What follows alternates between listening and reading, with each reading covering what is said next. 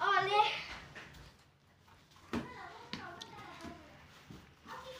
Giờ nên cho cả là ăn về đấy chứ. Không phải sao. Thấu tỏ luôn lên. Ta sẽ đi được. Cô cái là phun tỏ rồi. Cái là thấu về nó xì. Đúng mà ăn phun thấm đầu khẩu hay rồi nè. Ice cream mấy phun tỏ là gì này? Cái trời phun.แล้วก็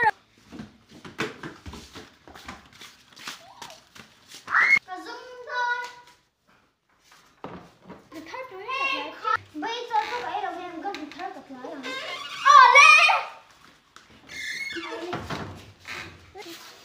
Ôi ha, chân thử đó là con. Nó có không ăn lâu biết sang này tập lắm. Chani, cái đó này là nhớ không biết cái đó này để tôi này. Này.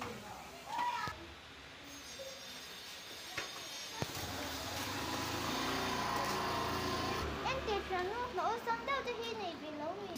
Tao xin có phải để tan chân là tạm đó được con có thật thế này. Là hi phải thu mình này bỏ khóc thế này. Các là hi rồi này về đây thật sự. Ôi giờ phải lo mong đơn gì. Theo những chị sẵn nó sẽ mà có vấn lòng luôn sẵn kênh theo nên là hiện lòng xuất xảy được có vấn ngại gì nì ết rồi có phải là ô lê Mana Hilton kan han clear how don ang le engin mamo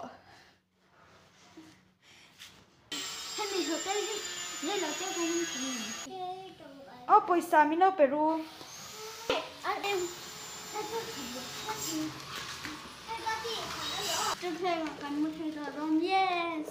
yes thế là thằng mất thầy đó nì vẫn non tắc kê he in ổn na he hotel ổn na he ni sớm na nào cái thọc cái tiền khá sớm đấy dân hay cả he ni sớm có năm thì ô vậy tao là biết tiền Em có bị ấm đầu em.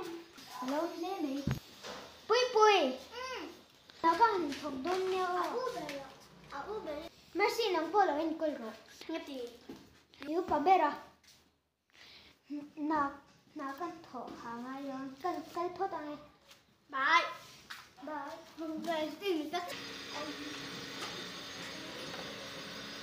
na athok zua chuanin ko ko ne he ni Cái nụ thiên này. se bai ni he hotel he kan dai the cha me lo Của em này tên nó này rồi. kan ven kan nang the da lo sin thil ko le sa chu chuan no ma te ni ama Cái này bay mua là cái bánh chưa cái gì. u na te ni sa ve de che Bây giờ ai có ngại trò đâu. Tất nhiên họ sẽ về mấy thằng đó. bui har sa sin na ka thok har sa bên cái trang này những cái thầy liền nít khát tập tôi sa thế sống không nó vẫn có thể nít khát tôi này là nít tụt lúa Còn ai bay mua là mình lấy hai rồi. đây cái thế tôi cỡ xong Tung ghê. Tôi là đi. Cái chán nó cho nhìn rồi它等着我来吃。anh nhìn nó lấy sạch. bây giờ thế tôi đi sắp xếp cái tao lúc tôi mà xếp phải sao cái này rồi Bây giờ ai thọ tầm gì rồi. Ní khát ta sáng khát lo thấy nó xong rồi chứ. tôi tiếng hai đôi lúc tôi bây cái này là người thầy tôi nghe cho đoàn Nó sẽ tỏ đi. Dòng về mấy đó. Mình lấy chứ. tôi đây bây là lúc rồi Cái phi. Yên ngọt tụi cái này là phi. Không phải tất cái này tụi mình đâu về. Nó mới gì. ôi giờ cái gì là về là lúc chứ Ôi nó cái phi cái lò nó. Ý sao ta có thua với gì. Anh tiếng nghe nói đâu rồi. Đi là sao có thua với gì. mình không phải theo tao nghe đâu mình phải anh chỉ nói là Cái đồ lệ cái thịt. Cái thịt cái. Cái thịt như là gì. Nhưng mà cái là gì. khai là cái gì ô cái Nó chỉ phải là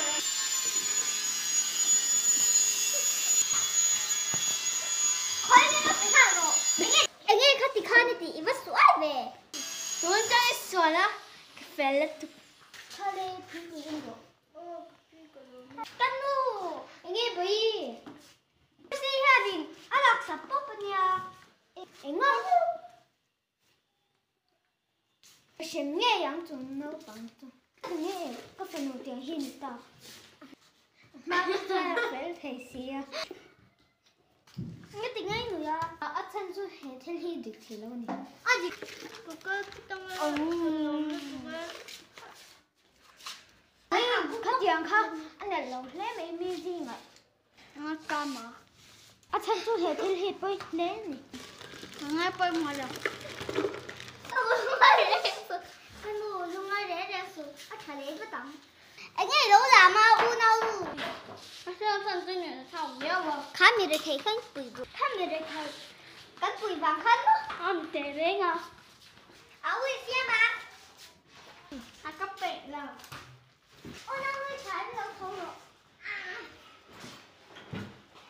cái đá bỏ kia là hai nè cano nghe bụi thưa có u năng như hơn cái nào mình phải quay đuôi thì anh em sẽ nào số ở ba là ở kia phần chia phần nhà anh luôn là đâu mà nghe là rất vui vẻ vậy nó nghe chú khen là lâu bụi thầy vậy tôi pa chu in du chuan in lo lai gru